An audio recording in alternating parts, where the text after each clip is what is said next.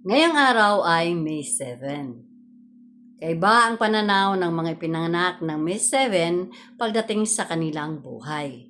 Alam nila sa kanilang mga sarili na ang pinakadakilang value na kanilang makukuha ay non-materialistic. Subalit, mayroon din silang matinding hangarin na sila ay makapagpakita ng magandang impression sa kanilang kapwa. Isa sa mga hamon na kanilang haharapin sa buhay ay magpapakita ng kanilang mataas na standards sa lahat ng bagay. Hindi naman masama ang bagay na ito. Bagkus ay dapat lamang nilang intindihin na hindi lahat ng tao ay kayang sundin ang mga standards na ito. Unrealistic, superficial, at being frustrated ang ilan sa kanilang mga negatibong ugali.